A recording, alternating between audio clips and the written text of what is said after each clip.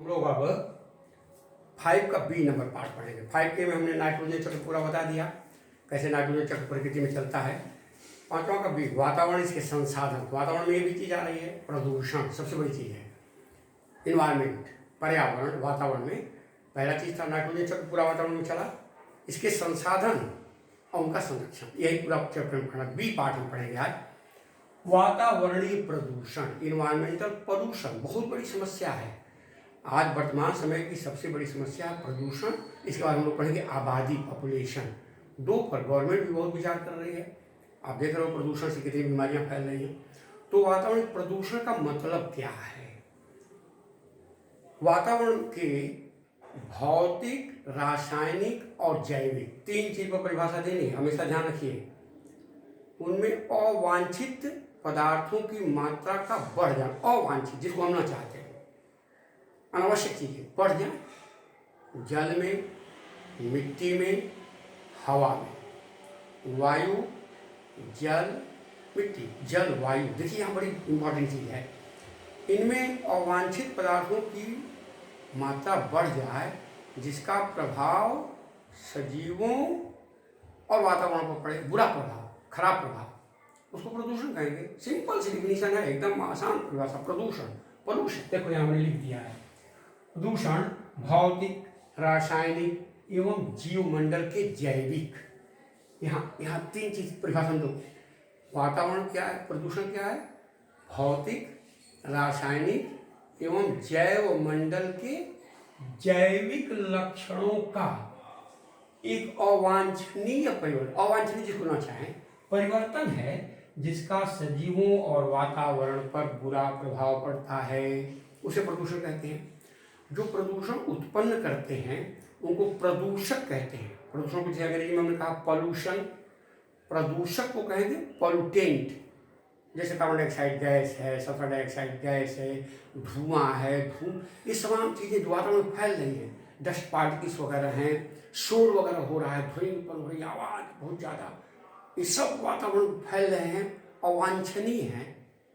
तो इसका प्रभाव बुरा पड़ रहा है जंतु पर, पौधा पर, और पूरे वातावरण में इसका प्रभाव जो है गूंज रहा है, इसलिए इसको हम प्रदूषण कहते हैं। प्रदूषण का प्रकार हमको चार पढ़ना है, चार। तो हमने लिख दिया वायु प्रदूषण, जल प्रदूषण, मृदा माने मिट्टी का प्रदूषण, और ध्वनि, नॉइज, शोर pollution, noise pollution, air pollution, water pollution, soil pollution, noise pollution.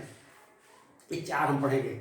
पढ़ना क्या, बहुत सिंपल, एकदम छोटा सा पार्ट है, 5वां का एक छोटा सा हिस्सा है, बहुत कम, लेकिन बड़ी इंपॉर्टेंट चीज है।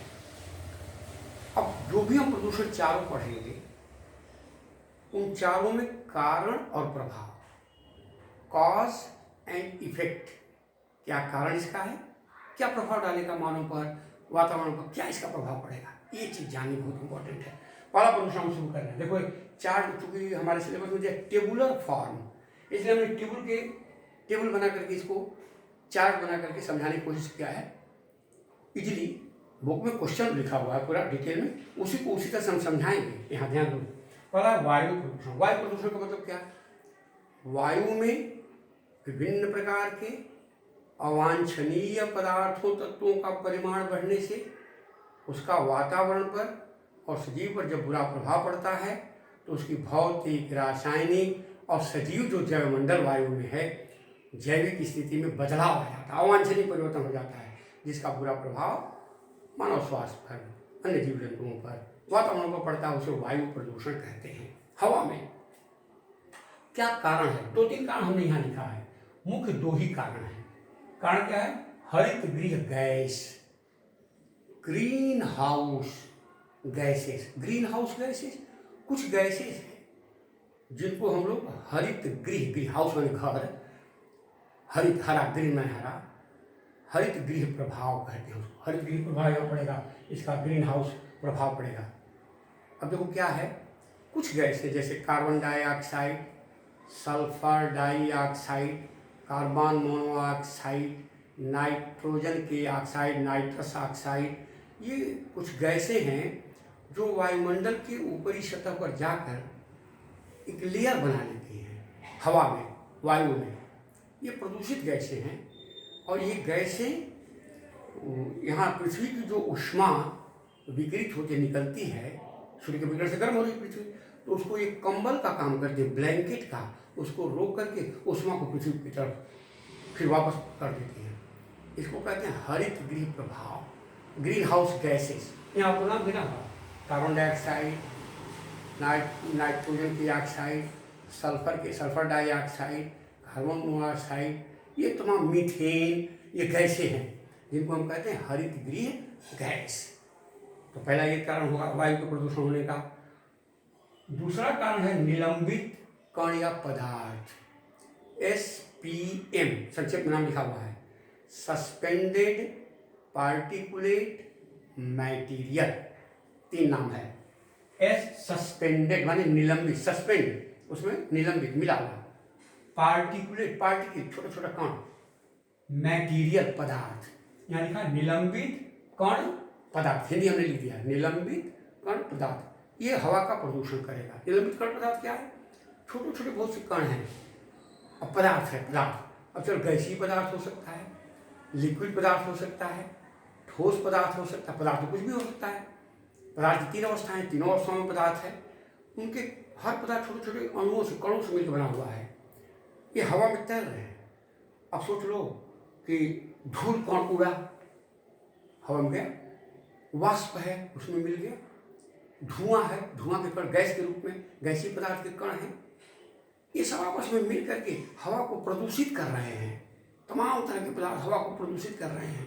अब धुआं निकल रहा है, गाड़ियाँ चल रही हैं, उसमें से तमाम तरह की सल्फर डाइऑक्साइड है, कार्बन मोनोऑक्साइड है, ये जहरीली गैसें उसमें के जलने से निकल रहे हैं, पेट्रोल जलाया जा रहा है, डीजल जलाया जा रहा है, चिमनियों के धुएं निकल रहे हैं। ये सब वायुमंडल में सस्पेंडेड पार्टिकुलेट मैटीरियल है, निलंबित कण हैं, उसमें धूल कण वगैरह भी उड़ रहे हैं। तमाम फैक्ट्रियाँ वगैरह चल रही हैं, उनके भट्ठे वगैरह चल रहे हैं, ईंट के भट्ठे वगैरह, तमाम चीज़ें निकल रही हैं, सब वायुमंडल में मिल रहा है। सस्पेंडेड पार्टिकुलेट मैटीरियल मिलकर बना रहा है। ये 2 चीज़ें, हरित गृह गैसें और निलंबित कण, जो पार्टिकुलेट है, निलंबित पदार्थों के कण हैं, ये सब मिल करके इसको कारण हुआ वायु प्रदूषण करने का। जो सिलेबस दिया उसी को मैं बता रहा हूँ। 2 कारण एकदम लिखना होगा, यहाँ पर मैंने लिख दिया है। इसका प्रभाव क्या पड़ेगा? पहला ग्रीन हाउस प्रभाव। ग्रीन हाउस प्रभाव पड़ेगा तो क्या होगा?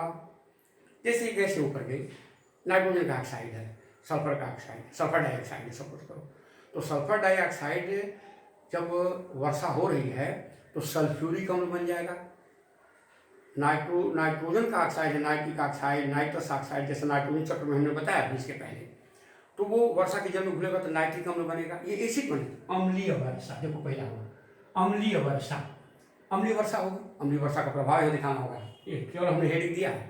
अम्लीय वर्षा एसिड रेन होगी।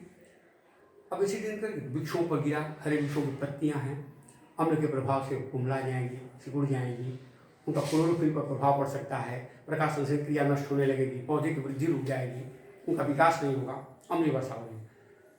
बहुत से मॉन्यूमेंट्स हैं जो संगमरमर वगैरह के बने हुए हैं, उसका एसिड के साथ क्रिया होती है, वो धीरे धीरे धीरे धीरे टूटने फूटने लगते हैं। बहुत से मॉन्यूमेंट देखो कितनी अच्छी अच्छी इमारतें बनी हुई हैं। एसिड के प्रभाव से कुछ समय के बाद कालांतर में धीरे धीरे वो डैमेज हो जाती है। इसका बहुत बुरा प्रभाव पौधों पर भी पड़ रहा है और जंतुओं पर भी पड़ रहा है, जंतुओं के पर भी अम्लीय वर्षा का प्रभाव पड़ रहा है और इमारतों को मॉन्यूमेंट्स वगैरह पर भी पड़ रहा है। इस तरह से अम्लीय वर्षा बड़ा नुकसान कर रही है। ये ग्रीन हाउस प्रभाव का पहला कारण, यहाँ लिखा ग्रीन हाउस प्रभाव पहला हो गया। दूसरा अम्लीय वर्षा हो रही है। ग्रीन हाउस प्रभाव से क्या हुआ? ये ग्लोबल वार्मिंग बढ़ गई, वैश्विक उष्णता, क्योंकि वो कंबल का काम होता है, जो बिगड़ जा रहा है उसको रोक करके गैसें, कार्बन डाइऑक्साइड है, सल्फर डाइऑक्साइड है, मीथेन है, नाइट्रस ऑक्साइड है, ये तमाम गैसें घेरे हुए हैं वायु में, जिससे गर्मी हर साल देखो टेम्परेचर बढ़ रहा है, टेम्परेचर में वृद्धि हो रही है, ग्लोबल वार्मिंग हो रही है, तमाम जमी हुई बर्फ पिघल रही है, समुद्र का लेवल बढ़ रहा है, जो बड़ा हानिकारक प्रभाव डालेगा। बहुत बुरा प्रभाव पड़ रहा है वायु प्रदूषण का। खूब सी रोग हम लोग के, अब अधिक कार्बन डाइऑक्साइड जाएगी, कार्बन मोनोऑक्साइड जाएगी, सल्फर के ऑक्साइड जाएंगे फेफड़े में, तो फेफड़े के जो अल्वियोलाई हैं उनको नष्ट करने लगेंगे, फेफड़े का कैंसर हो जाएगा, ब्रांकाइटिस हो जाएगा, फेफड़े के रोग हो जाएंगे। यह फेफड़े का रोग, यहाँ देखो बहुत से कार्बन मोनोऑक्साइड, हाइड्रोकार्बन जैसी गैसें ब्रांकाइटिस, दमा, कैंसर जैसे रोग फैलाते हैं। ये फेफड़े की बीमारी है, जानना पड़ेगा क्या इसका प्रभाव पड़ा है। वायु में फैले अनेक धातुओं के कण, हवा में मेटल पार्टिकल्स में धातु का है, लेड है, कैडमियम है, तो ये लेड से भी बहुत सी बीमारियां हो जाएंगी। कैडमियम है, हाई ब्लड प्रेशर कर देगा, उच्च रक्तदाब, ये कण धातुओं के गए, हमने श्वसन में उनको लिया, श्वसन के द्वारा हमारे फेफड़े के होकर रक्त में मिल गए, अब जाकर तरह तरह के भयंकर रोग फैला रहे हैं। इस तरह से इत्यादि रोग भी हो जाता है। हाई ब्लड प्रेशर हो सकता है, लेड से तंत्रिका तंत्र, नर्वस सिस्टम डैमेज हो जाएगा, जो सोचने समझने की स्मरण करने की क्षमता उसको प्रभाव रहेगा। अब आइए दूसरा, जल प्रदूषण। जल में विभिन्न प्रकार के हानिकारक अवांछनीय पदार्थों के मिलने से जल की जो भौतिक रासायनिक अवस्था जो सामान्य है उसमें अवांछनीय परिवर्तन हो जाता है, जिसका प्रभाव सजीवों पर और जलीय वातावरण पर पड़ता है। वातावरण जहाँ का है उसको हम जल प्रदूषण कहते हैं। जल प्रदूषण का क्या कारण है? कारण देखिए, प्राकृतिक प्रक्रम द्वारा, जीव जंतु वनस्पति द्वारा। देखो, प्राकृतिक प्रक्रम द्वारा, प्रकृति में बहुत सी सड़ी गली चीजें प्रकृति में पड़ी हुई हैं, पानी में पेड़ पौधे जंतुओं के शरीर चले जा रहे हैं, उसमें बहुत से जीव जंतु मर करके उसमें सड़ जा रहे हैं पानी के अंदर। ये प्राकृतिक है, नेचुरल, उसमें आदमी कुछ नहीं कर रहा है, नेचुरली अपने आप तमाम तालाब हैं, पेड़ पौधों की पत्तियाँ टहनियाँ गिर रही हैं, उनके सड़े गले फल उसमें गिर रहे हैं, फिर सड़ जा रहे हैं। जीव जंतु जो बहुत से मर गए उसमें जाकर पानी में पड़ गए, सड़ रहे हैं, पानी का प्रदूषण हो गया। इसके बाद देखो, जीव जंतुओं वनस्पतियों जल स्रोतों में ये मिलते रहते हैं, ये इससे ही होता है। दूसरा, मानवीय प्रक्रमों द्वारा। अब हम लोग के द्वारा बहुत प्रदूषण हो रहा है। अपमार्जन, अपमार्जन शब्द है, जैसे घरों में बर्तन मांजते हैं, उसमें तरह तरह के डिटर्जेंट का प्रयोग करते हैं, वो मांजने से वो सब डिटर्जेंट सभी घरों का बहेगा, लाखों लाख घरों का, और सब जाएगा गंगा जी में। यहाँ जगदन हम लोग जहाँ रह रहे हैं, यहाँ गंगा जी में नाली से बह करके जाएगा, पूरा प्रदूषण फैलेगा, निश्चित है, उसको रोक नहीं सकते। पूरा कचरा तमाम पड़ा हुआ है, पानी के साथ बह करके, वर्षा हो रही है बह करके सब जा रहा है वो पानी में। मल मूत्र पशुओं को धो रहे हैं, उनका मल मूत्र यहाँ पर तो खैर कहने लायक नहीं है, सीधे सीधे पशुओं के गोबर जो खराल वगैरह हैं, जहाँ पशुपालन हो रहा है, गाय भैंस, उनके गोबर को सीधे बहवा करके बरसात में विशेष करके नालियों में छोड़ दिया जा रहा है, सब पानी बहा करके नदी में जा रहा है, नदियों में जा रहा है। बहुत बड़ा प्रदूषण, अपमार्जन शब्द है। नहाने धोने हम लोग नहा रहे हैं, तमाम तरह के शैम्पू का साबुन का उपयोग कर रहे हैं, वो सब सभी के घरों का पानी बह रहा है। अपमार्जन शब्द, बर्तन मांजना है, नहाना धोना है, कपड़ा साफ करना है, जो कुछ भी हो रहा है, सब में डिटर्जेंट का प्रयोग है, सर्फ का प्रयोग है, साबुन का प्रयोग है, सोडा का प्रयोग, तमाम तरह की चीज़ों का प्रयोग है, और सब बह करके नदी तालाब में जा रहा है, उससे अपमार्जन शब्द हो गया। वाहित मल, वाहित मल, मल पदार्थ, बहुत से मल पदार्थ सीधे सीधे जलों में प्रवाहित कर दिए जा रहे हैं, वो जल बह करके सीधे सीधे जा रहा है। देखिए, पशुओं का मल पदार्थ, मानव का भी बहुत स्वाभाविक मल है, जो जाकर सीधे जल में पड़ रहा है, जल का प्रदूषण पड़ रहा है। यहाँ दूसरी चीज़ है ना, कृषि के वर्ज्य, एग्रीकल्चरल रनऑफ इसको कहते हैं। बहुत इंपॉर्टेंट चीज़, इस पर छोटा सा प्रश्न आता है। एग्रीकल्चरल, इसको नोट कर लोगे, किताब में बता देते हैं। एग्रीकल्चरल रनऑफ, RUNOFF, इसकी अंग्रेजी है एग्रीकल्चरल रनऑफ। कृषि के वर्ज्य पदार्थ माने कृषि के अंदर बहुत से हानिकारक कीड़े मकोड़े हो जा रहे हैं, फसलों को लग जा रहे हैं, उनको बहुत तरह के छिड़काव किए जा रहे हैं, उसमें बहुत सी रासायनिक चीज़ें डाली जा रही हैं, वो सब कृषि के जो मिट्टी में फसलों को उगाने के लिए हम देते हैं, वो कृषि के वर्ज्य होंगे। कृषि बढ़ाने के लिए तो हम कर रहे हैं, लेकिन कृषि में जो हानिकारक चीज़ें दी जा रही है, बहुत से रासायनिक का प्रयोग, वो बह करके पानी, उस खेतों का पानी, जो कृषि का क्षेत्रों का पानी है, वो बह करके रनऑफ, एग्रीकल्चरल रनऑफ, कृषि के जो माने उत्सर्जी पदार्थ हैं, हानिकारक पदार्थ हैं, वर्ज्य माने हानिकारक, वेस्ट प्रोडक्ट जा रहे हैं पानी में, मिल रहे हैं, बहुत तरह का प्रदूषण फैल रहा है। इस तरह से प्रदूषण फैलने का मिट्टी का कारण हो गया ना। अब देखो प्रभाव, 21% जल में जा रहा है, ये सब जल में जाएगा, पानी में मिलेगा। 21% संक्रामक रोग जो एक दूसरे से फैल रहे हैं, संक्रामक बीमारी, 21% संक्रामक रोग जल के द्वारा ही होते हैं। अब देखो, जैसे हैजा, टाइफाइड, डायरिया, जॉन्डिस, जिसको पीलिया रोग कहते हैं, तमाम तरह के। शुद्ध जल, जल ही जीवन है, हमारे आगे शरीर का 60 से लेकर 75% हिस्सा पानी है और शुद्ध पानी। इसलिए बार बार कहते हैं जल वायु, अभी वायु का प्रदूषण हमने बताया। हमेशा बात करते हैं वहाँ की जलवायु कैसी है, जल और हवा, वायु का प्रदूषण, जल का प्रदूषण, इसका बहुत बुरा प्रभाव हमारे शरीर पर पड़ रहा है।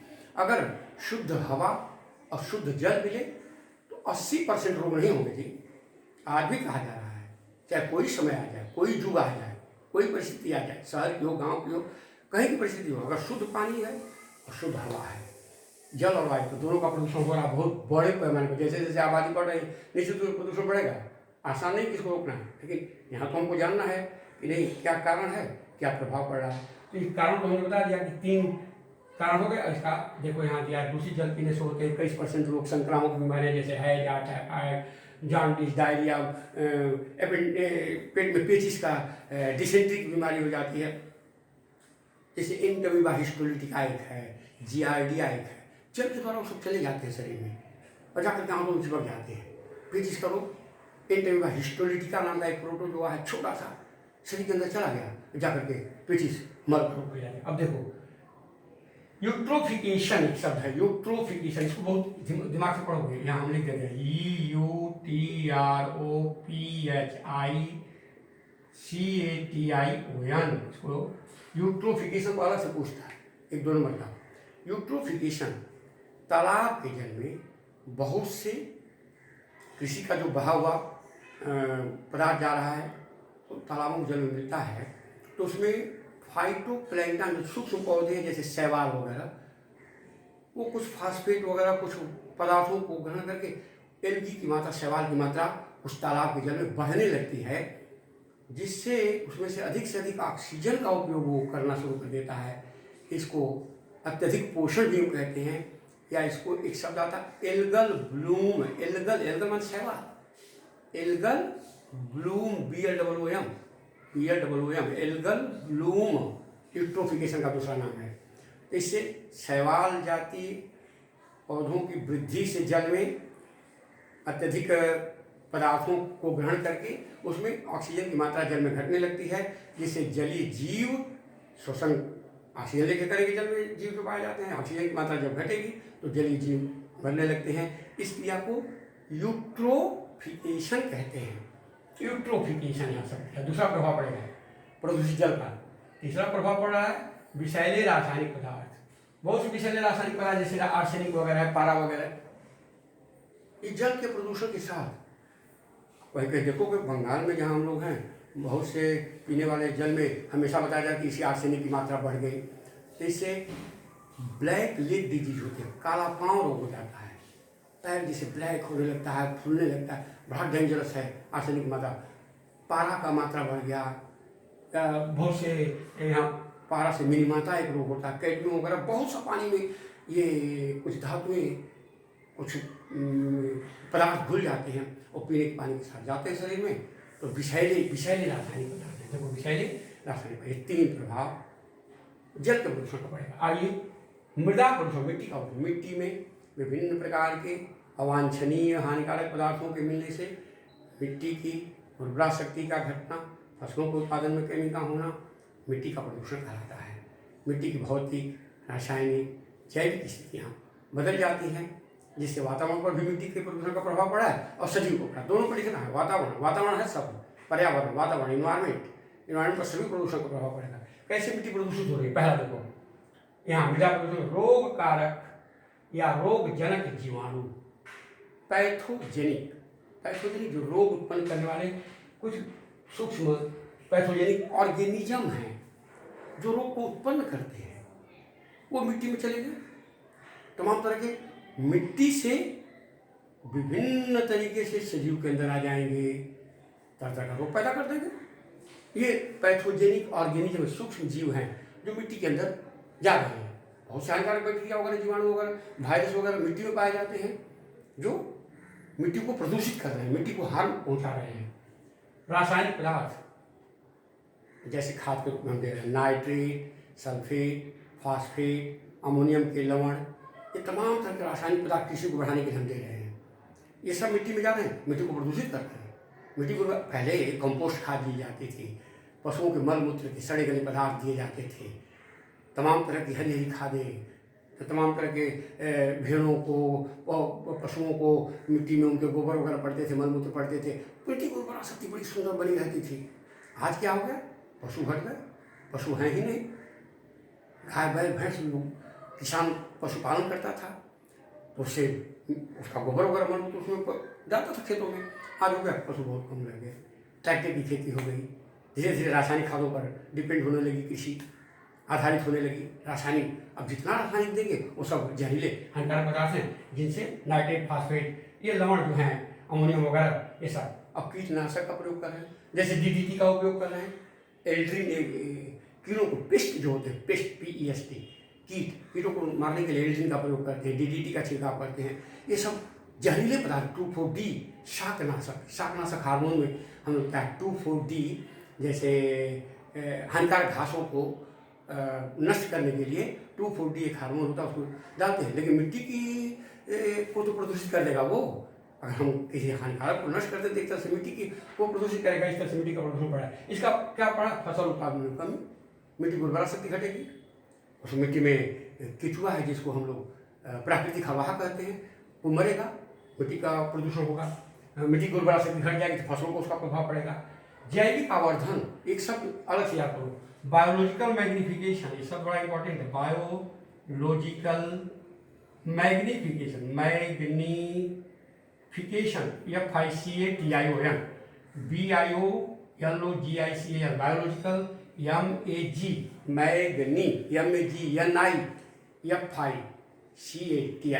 मैग्निफिकेशन, एक में देखो, बायोलॉजिकल मैग्निफिकेशन, जैविक आवर्धन, आवर्धन मैग्नीफाई करना, फैलाना। क्या होता है, जैसे मिट्टी प्रदूषित हुई तो उत्पादक पौधा है, उपभोक्ता उसको ग्रहण करेगा, तो उपभोक्ता में प्राथमिक उपभोक्ता, प्राथमिक को द्वितीय को उपभोक्ता, द्वितीय को तृतीय उपभोक्ता, ये भोजन को ग्रहण कराते, चेन बन गई है, श्रृंखला। इस श्रृंखला को कहते हैं खाद्य श्रृंखला, फूड चेन। तो फूड चेन के माध्यम से ये भोज्य पदार्थ जा रहा है एक स्तर से दूसरे स्तर तक, उसको पोषक स्तर कहते हैं, ट्रॉफिक लेवल। उस ट्रॉफिक लेवल पर जब भोजन जा रहा तो ये जो हानिकारक पदार्थ मिट्टी के हैं, एक लेवल से दूसरे लेवल से तीसरे पर बढ़ते जा रहे हैं, और बढ़ते बढ़ते जो उच्च उपभोक्ता है उसमें जाकर के ये पदार्थ जमा हो जाते हैं, उसको बहुत हानि पहुंचा रहा है, बड़ा नुकसान कर रहा है। इसको कहते हैं बायोलॉजिकल मैग्निफिकेशन, जैविक आवर्धन। मान उच्च उपभोक्ता पर इन हानिकारक पदार्थों का भोजन श्रृंखला के माध्यम से एक स्तर से दूसरे पोषक स्तर में फैलने को ही हम जैविक आवर्धन कहते हैं। इससे बड़ा नुकसान हो रहा है, इसका प्रभाव पड़ रहा है। जैविक आवर्धन देख लो यहाँ, जैविक आवर्धन मिट्टी में उपस्थित विषैली धातुएं जैसे कोबाल्ट है, निकल है, जिंक है, कैडमियम है, पारा इत्यादि पौधों से जंतुओं में पहुँच करके तरह तरह का रोग फैलाते हैं। भयंकर भयंकर रोग फैल रहे हैं। हानिकारक मिट्टी प्रदूषित होगी तो पौधा उसको एब्जॉर्ब करेगा, और पौधे से हम लोग खाएंगे, और खाएंगे तो निश्चित रूप से जंतुओं को उसका बुरा प्रभाव पड़ेगा। देखिए बहुत आसान है। अब आइए ध्वनि प्रदूषण, शोर, नॉइज पोल्यूशन। नॉइज पोल्यूशन क्या क्या क्या कारण, वाहन, तमाम तरह के वाहन चल रहे हैं, चाहे धरती पर वाहन चलते हों, चाहे आसमान में वाहन चलते हों। व्हीकल जो किसी भी तरह का व्हीकल है उससे आवाज़ उत्पन्न हो रही है। अब ट्रक चल रहा है, जोर जोर से आवाज़ कर रहा है, रेलगाड़ी चल रही है, उसकी सीटी की आवाज़ आ रही है, तर तर तर आवाज़, बहुत जोर आवाज़ हो रही है। ये वाहनों से, जो भी वाहन है, जो भी वाहन चल रहा है जिससे हम यातायात करते हैं, हवा यहाँ चल रही, जोर जोर से रिकार्डो दौड़ रहा है, तर तर तर आवाज़ आ रही है, जोर से उसकी आवाज़ फैले, पूरा प्रदूषण फैल रहा है। एक कारण उद्योग धंधा चल रहा है, बहुत सारा उद्योग चल रहा है। अब चले जाइए यहाँ जहाँ हम लोग विद्युत मिल एरिया में रहते हैं, मशीनें भी चलती हैं, उसके भीतर आप जाओ, कान ठीक से नहीं दे पाओगे, घबराहट महसूस होने लगी। तो भाई बहुत हिम्मत वाले जो लोग हैं उनकी आदत हो गई है भी, रोज उसमें काम कर रहे हैं। बड़े बड़े ऐसे ऐसे उद्योग हैं जहाँ आप जाओ इतना शोर उत्पन्न होगा कि आप उसको टॉलरेट नहीं कर सह नहीं सकते हो, लेकिन मजबूरी है आप काम करना। वहाँ बहुत से इस तरह के उद्योगों में बहुत सारे उद्योग हैं जहाँ से शोर उत्पन्न हो रहा है। इसके बाद यंत्र एवं बाजा, मशीन, यंत्र माने मशीन, बैंड बाजे वगैरह, तमाम तरह के इंस्ट्रूमेंट बजाए जा रहे हैं। एक से एक मशीन है, डीजे का तो कहने लायक नहीं है, बजाने लोग लगेगा कि हर बाहर आ जाएगा, और उस पर आप बड़ा खुश होकर डांस भी बहुत शुरू करते हैं, बड़ा खुश होकर बड़ा अच्छा लग रहा है। लेकिन ये समझते हैं, जो पढ़े लिखे व्यक्ति हैं, जो जानकार हैं, वो जानेंगे ये प्रदूषण है, ये पोल्यूशन है, उसको हल्के मत लीजिए। वही ध्वनि म्यूजिक है, अच्छा है। और वही ध्वनि जब बहुत ज़रूरत से ज़्यादा 60 डेसिबल में इसको मापते हैं, डीबी में 60 डेसिबल के नीचे 60 डेसिबल तक हम सह सकते हैं, जो हमारे शरीर पर बुरा प्रभाव नहीं डालेगी। और उससे ऊपर होगा तो इसका बहुत बुरा प्रभाव पड़ेगा। प्रभाव कहाँ पड़ा? कान पर पहला प्रभाव, जो सिलेबस में उसको ध्यान पर देना। कान पर हृदय पर 2 प्रभाव एकदम कंपलसरी है। कान पर बहुत तेज ध्वनियों की देखोगे लगेगा कान का जो पर्दा है, टिम्पैनिक मेम्ब्रेन है, लगेगा फट जाएगी। कभी कभी आदमी बहरा हो जाता है। अधिक ध्वनि में रहोगे, हमेशा शोरगुल, बहुत लोग कानों को लगा के सुनते हैं कि कुछ गाने वगैरह हमेशा सुनते रहते हैं, बड़ी बैड है। मेरा मानना है कि खराब है, ये प्रदूषण है। उसका आवाज़ तो सुन लो, दूसरा भले नहीं सुन रहा हो, आपके बगल में बैठा हुआ वो ज़्यादा मोबाइल वगैरह का उपयोग कर, फिर भी एक लिमिट में उसको जानना है, एक लिमिट में सुनना है, नहीं तो कानों को बहुत बुरा प्रभाव पड़ रहा है और आदमी बहरा भी हो सकता है हमेशा के लिए। इसका बुरा प्रभाव पड़ा हृदय पर, हृदय को प्रभाव, हार्ट पर 60 डेसिबल से ऊपर जब ध्वनि जा रही है तो उससे मायोकार्डियल इन्फेक्शन हो रहा है। मायोकार्डियम, हृदय के बाहर झिल्ली, मायोकार्डियम उसको कहते हैं, हृदयावरणी झिल्ली, मायोकार्डियम पेशियाँ, उनमें पशुओं के संकुचन से हृदय पेशियाँ हैं। हृदय में सिस्टोल डायस्टोल होता है तो ब्लड का सर्कुलेशन होता है। और 90 डेसिबल डीबी से ऊपर जब ध्वनि जाने लगेगी तो सीधे सिस्टोलिक प्रेशर बढ़ जाएगा। सिस्टोलिक और डायस्टोलिक, सिस्टोलिक ऊपर का होता है, डायस्टोलिक नीचे का होता है। और सिस्टोलिक प्रेशर अगर बढ़ गया तो समझ लीजिए कि हार्ट फेल भी कर सकता है, हार्ट अटैक हो सकता है, हृदयाघात हो सकता है, व्यक्ति की मृत्यु भी हो सकती है। और बहुत ध्वनि तेज होने पर बहुत से लोग मृत्यु को प्राप्त हुए हैं। तो हृदय को प्रभाव पड़ता है और कान को प्रभाव पड़ता है। देख लो, हृदय प्रभाव 90 डेसिबल से ऊपर की ध्वनि जब होगी सिस्टोलिक प्रेशर बढ़ जाएगा। और 60 डेसिबल डीबी से, इसलिए 60 डेसिबल से नीचे, इसलिए अब यहाँ पर हम लोग पूजा तो करते हैं, इतना तेज ध्वनि उत्पन्न कर देते हैं, नहीं, संगीत होनी चाहिए जो हृदय को प्रभावित करे, कान को प्रभावित करे। इस तरह से ध्वनि भी एक तरह का प्रदूषण है। ऐसे तेज ध्वनि को नहीं करना चाहिए हम लोगों को, ये सब हमारे ऊपर डिपेंड करता है। इस प्रकार ये 4 तरह के प्रदूषण आपके सिलेबस में, इससे बचना चाहिए हम लोगों को। पढ़ने का मतलब है